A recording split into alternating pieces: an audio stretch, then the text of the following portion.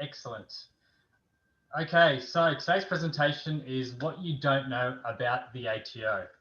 So the scope of this presentation, I'm going to talk a little bit about myself and what you don't know about the ATO. It's data matching program. And what does the ATO know about your data sources, publicly available information, and how the ATO uses that, and ideal referrals.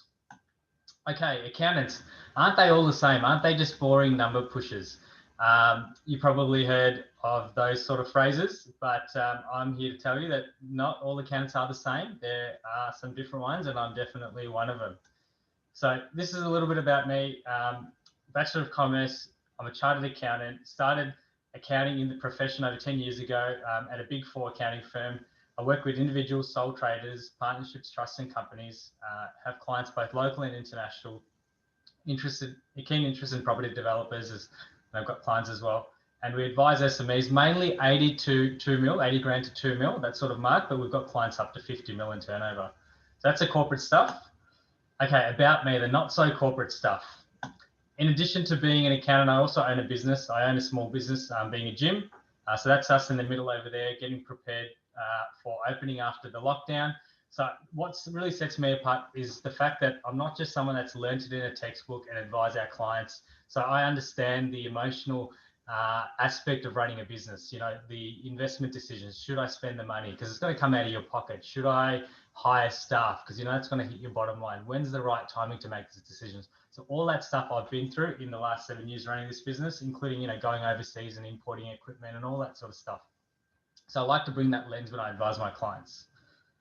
Okay, I'm also doing my own property development projects. I'm doing 4 townhouses. I'm not just someone that advises property developers, I'm also doing it myself with my wife. Okay, something I'm really proud of is, as Helen mentioned, I'm also captain in the Army Reserve for about 12.5 years. Most recent notable event is when we deployed to the bushfires, East Gippsland region. So that bottom right photo is the team that I was with. We were able to do an immense amount of good stuff for the community there. You know, farmers that had lost everything and they had cattle that needed feed. We were loading choppers, dropping off hay bales. We were pulling out koalas out of trees, doing all sorts of stuff. So I really enjoyed that experience as well. Last but not least, the most important part of my life is my wife and my son. He's 2 years old and we've actually got another baby on the way. My wife is also an accountant, so we're a family of accountants, and she's an extremely accomplished woman and I absolutely adore her. All right, so let's launch into the content. What you don't know about the ATO. So that's our friend over there, Chris Jordan, giving you the evil eye. He's the ATO commissioner. All right, our tax office is one of the most advanced tax offices in the world. So we set a benchmark and a lot of revenue offices around the world look to us to see what we're doing from a revenue collection perspective. So the ATO uses data matching from more sources than you can imagine. And this is all driven by this Data Matching Program Act from 1990, and it shares information from other government organisations as well as private institutions. So what does the ATO know about you and what are the data sources that they use? All right, so the ATO knows every single time you buy and sell a property in Australia, the ATO knows. So they've started recently pre-filling that into your pre-filling report so tax agents can see that to determine whether or not there's been a capital gain. Because, you know, as you know, property's gone up significantly over the years, so there's a lot of revenue to be raised on the capital gains there. ATO knows every time you buy and sell a vehicle. So if you're buying and selling luxury cars and it doesn't reflect in your tax return that your income is commensurate to those luxury vehicles, well, the ATO knows and they might knock on your door and ask you a couple of questions about that. ATO is linked in with Department of Home Affairs. So every time you go in and out of the country, the ATO knows. So the reason this is because, as you know, or as you may know or might not know, if you're an Australian resident, you're taxed on your worldwide income. So that, you know, investment property that you might have overseas in the US or some shares that you've got in a foreign stock exchange, you are technically supposed to pay tax on it. So it's very important to the ATO to know, are you a resident or not? And the list goes on and on. Credit and debit card transactions, you know, for businesses via merchant facilities. So if you've got an FBOS machine in your business, the ATO knows how much money is going through there. Utility company data, I can tell you stories about that and how they use that to verify, was it really your principal place of residence? Did you really live there at the time you're claiming that you did?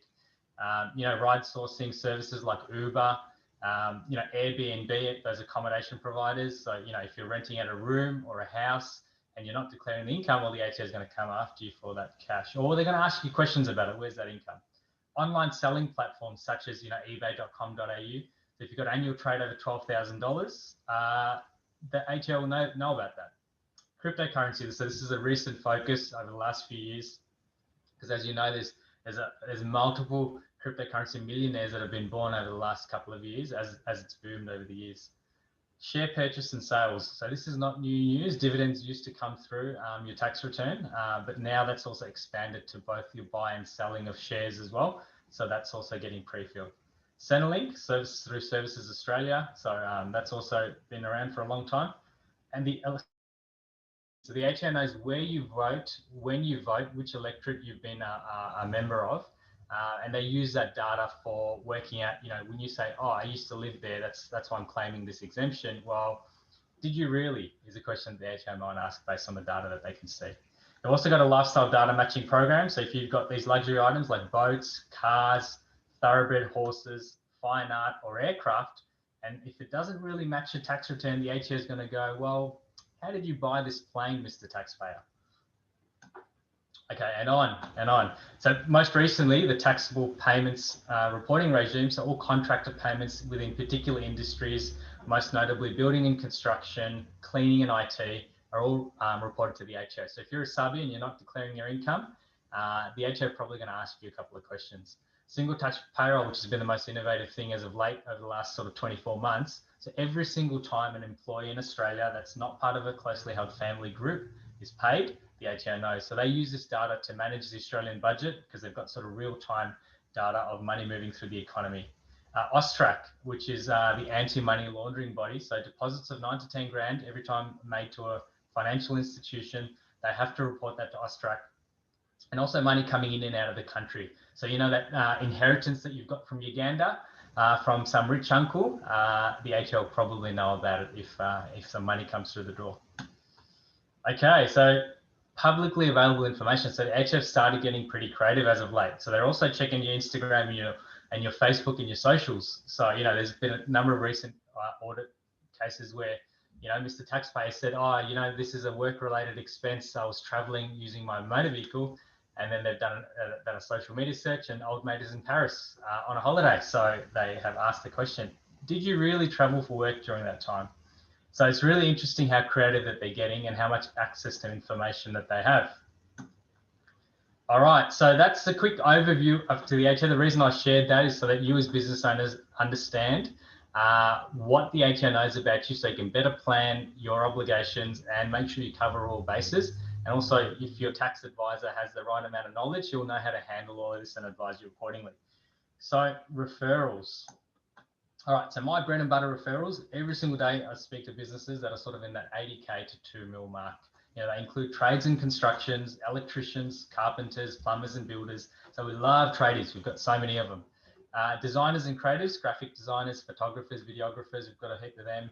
And just your mum and dad investors, just your everyday PAYG salaried employees as well. We've got lots of them and we love them as well because, one day they're an employee, next day they might be entrepreneurial and start a business and, we're going to be there for them along that journey.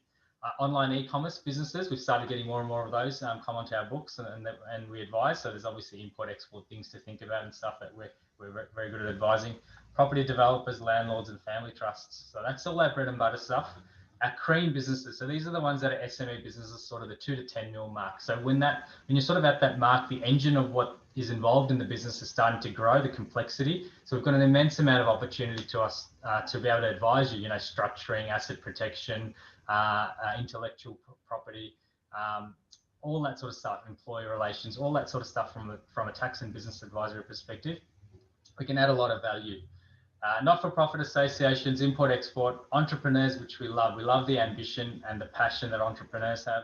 Creative agencies, architecture, legal firms, hotels, motels, got a few clients in that space, and larger family groups with multiple entities. So that's our cream clients.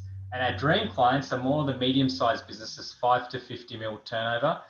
A lot of moving parts in those types of businesses, a lot of employees, a lot of considerations, which we love sort of jumping in and working with the business owners to help them through that process.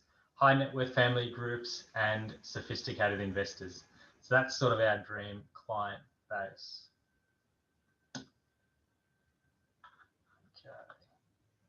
My screen has frozen. Oh, there we go. Closing quote. There's a difference between interest and commitment. When you're interested in doing something, you do it only when it's convenient. When you're committed to something, you accept no excuses, only results. So that resonated with me, and that was written by Kenneth H. Blanchard, who's an author. And that's my presentation for today. Thank you. Thank you. If everyone could come up and give Roger a round of applause. Fantastic, Roger. Really good. Really interesting. Thank you.